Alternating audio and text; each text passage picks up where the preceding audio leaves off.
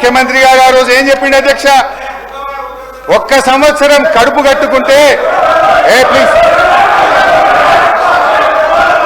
ఒక్క సంవత్సరం కడుపు కట్టుకుంటే రుణమాఫీ అవుతుందన్నారు అధ్యక్ష. ఇవాళ కడుపు కట్టుకుంది ఎవరో, అవినీతి ఆకలవుతుంది ఎవరికో ఇవాళ వాళ్ళకే తెలియాలి అధ్యక్ష. అధ్యక్ష, నీటిపారుదల రంగం గత బడ్జెట్లో మీరు ఆన్గోయింగ్ ప్రాజెక్టులు పూర్తి చేస్తామన్నారు అధ్యక్ష.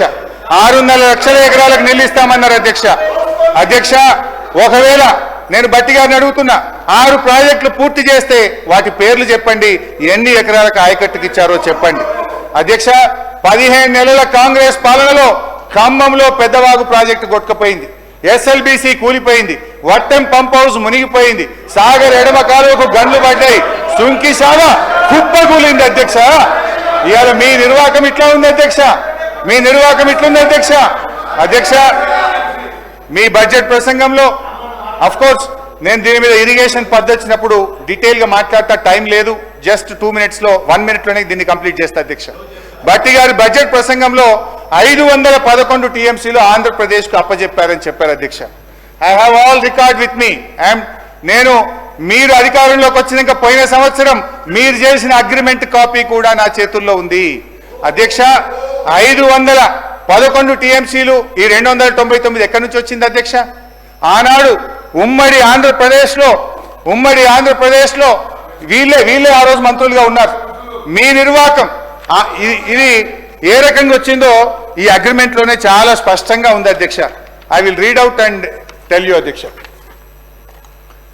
ఇది ఏదో మేము ఒప్పుకున్నాం, ఇది మేము చేసినామని చెప్తున్నారు అధ్యక్ష. ఇది అగ్రిమెంట్ 26 June 2015 అధ్యక్ష. However, as per the arrangements various decisions taken by the erstwhile state of Andhra Pradesh, revised allocations in both the parts of the state came to be 512 in Andhra Pradesh and 299 TMC in Telangana. List of the projects dated 18/10/2013 may be followed as the working arrangement for the current year only, without prejudice to the rights of the two states above their entitlements which have been raised or to be raised before appropriate forum. అంటే ఈ 299 512కు గత కాంగ్రెస్ పాలనలో తెలంగాణ ప్రాంతంలో ప్రాజెక్టులు కట్టకపోవడం వల్ల, నీటి కేటాయింపులు జరగకపోవడం వల్ల ఆ రోజు వరకు ఉన్న నీటి కేటాయింపులను ప్రాతిపదికంగా ఈ వాటర్ ఇయర్కు తాత్కాలికమైనటువంటి అగ్రిమెంట్ చేశారు. అందులోనే స్పష్టంగా ఆ రోజు ఇంకా వీళ్ళు ఒక అడుగు ముందుకు వేసి కేసీఆర్ సంతకం పెట్టిండు, హరీష్ రావు సంతకం పెట్టిండు అంటారు.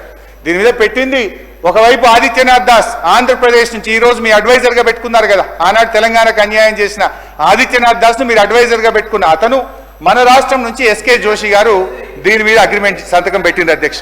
అయితే ఇవాళ దీనికి శాశ్వత పరిష్కారం అధ్యక్ష మనకు సెక్షన్ 3 నిజంగా కృష్ణా నదీ జలాల్లో తెలంగాణ న్యాయమైన హక్కును సాధించడానికి దోహదపడుతుంది.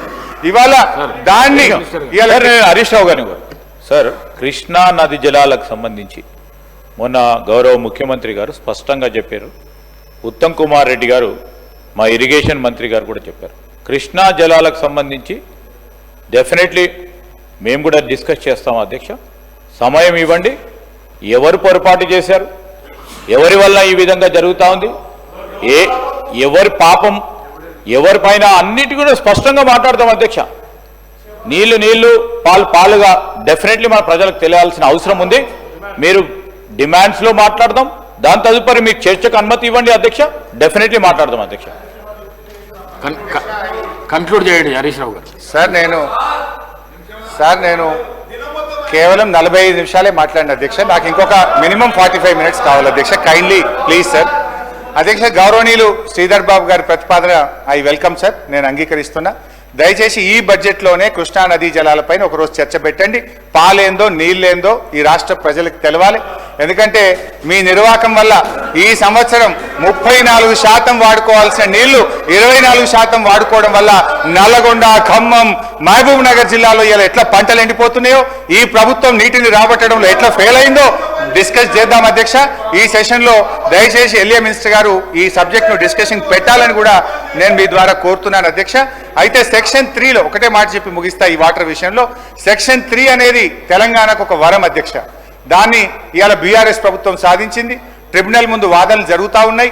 మీరు మంచి న్యాయవాదులను పెట్టండి, వాదనలు వినిపించండి, తెలంగాణకు న్యాయబద్ధమైనటువంటి వాటా 575 టీఎంసీలు రాబట్టండి అని చెప్పి కోరుతున్నాను అధ్యక్ష. ఇకపోతే అధ్యక్ష, విద్య గురుకులాలు ఈ రాష్ట్రంలో ఏ